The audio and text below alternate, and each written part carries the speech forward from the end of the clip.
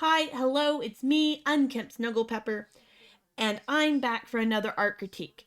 If you enjoy these, consider giving this video a like, but also consider checking out some of my other videos where I've also critiqued artwork, and I have a few where I am creating artwork.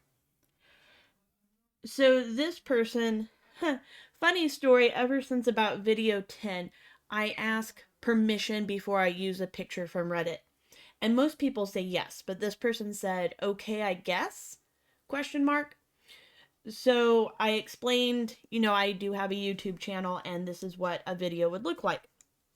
To which they were very excited and said that would be great. They were experimenting with texture and they feel like they have weak shading. So here's what I think is happening is that overall they aren't sure exactly where to put the shadows, so they overcompensate with texture. That's what I think is going on.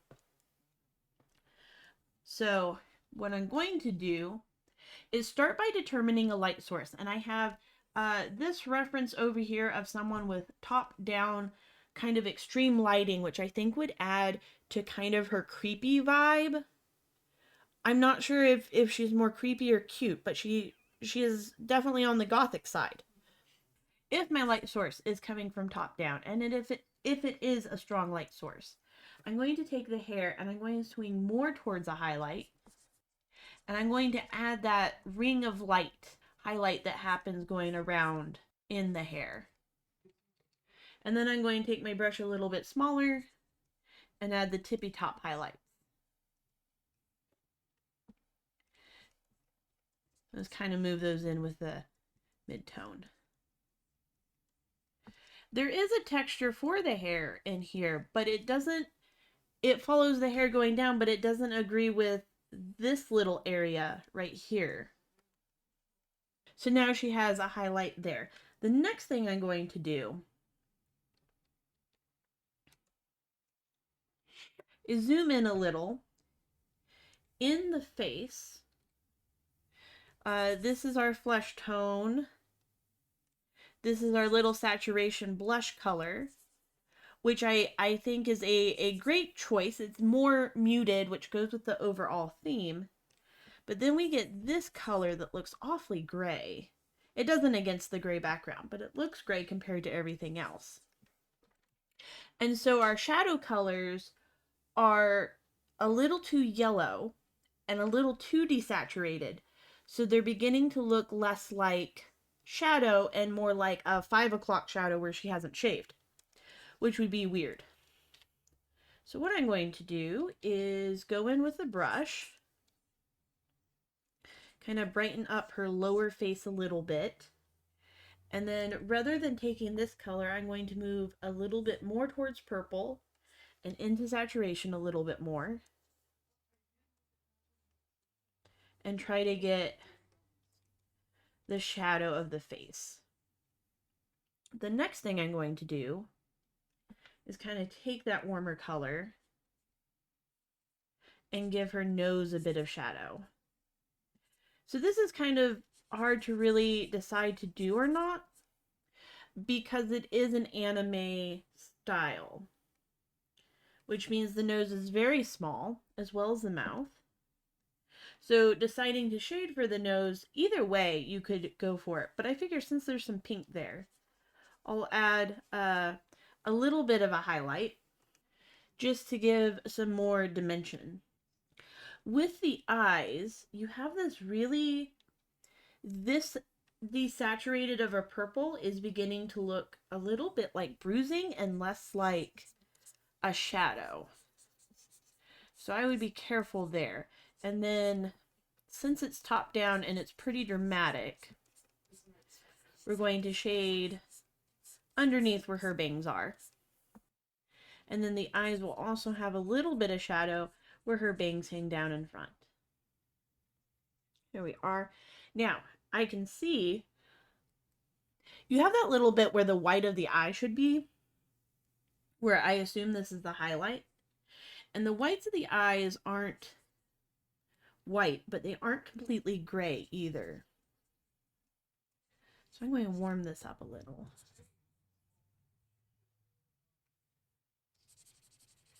Because even though in our model, in our reference, she's not catching any of the light.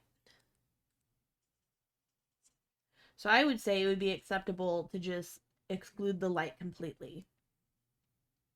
If you want to add a little bit of highlight, I would put it right there at the bottom. So now her face is coming more forward and it's not blending in. I think you had done overall a fairly good job on the face in general. The next thing that I want to hit on after the face is this area right here. The head's going to cast a shadow around here, but all of this will be in highlight. So I'm going to imagine that and kind of lighten that up a bit. I'm going to do it. Generally, I would paint it lighter and work it that way. What I'm going to do instead is do a soft light as the brush mode, and that's going to lighten everything. I'm going to lighten all of this up on her shoulders, her hand, and a bit in her dress. I assume this is a dress. I'm not really sure. And then I'm also going to add a little bit of highlight to her hair that's going to be behind her. It's not going to be as extreme as the highlight up top, because that highlight means she's coming forward more, and I want her hair to move and appear like it's behind her. So now I'm going to turn my brush mode back to normal, and I'm going to bring in a few shadows. So where her hair is going to cast a shadow. Her hand is going to be much more like her face. Right now we have this shadow where her collar is. So I'm going to put that back in, a bit of shadow where her hair is. With the way she's standing, her center goes down like this. So her other arm should come further forward if her sleeve is similar to the sleeve over here. This sleeve seems much less poofy than this sleeve.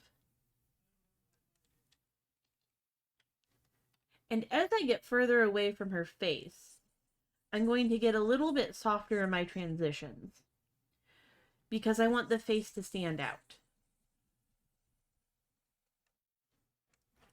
So I'm going to go in with a soft brush, make those transitions a little less. And then the next closest thing to her face is her collar. So I'm going to continue to brighten that a bit. And as her collar curves, that's going to be a soft edge. But I'm going to try to keep that hair, the shadow that the hair has, as a harder edge. So I'm switching between a semi-hard, slightly opacity, changing sort of brush. If I were to draw her, how I would shade her first is do one pass and do just cell shading, so just hard edges. And I would take my pen tool in Clip Studio, which is 100% opacity, no fuzz on the brush. It's a hard brush. And I go in with a purple color and put down all the shadows that I'm going to use, and then I lower the opacity to about 40 to 50%. And where I like those shadows to have a hard edge, they're already there. All the hard edges are already there. If I want a darker shadow, I can go over it again. And if I want it to be a soft edge, I can blend it out. And I think you have a lot of good textures going on, making things interesting. However, I would add textures after I have the basic shadows down. And then with her hand, because it is also facing upwards, this light is going to hit it.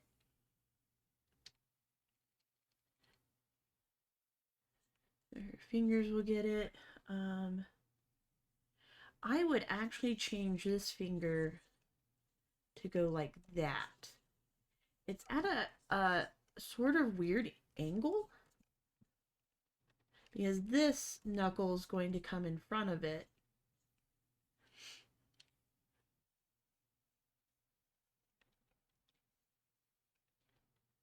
And then this finger a little bit more up. I think her hand overall is a little small.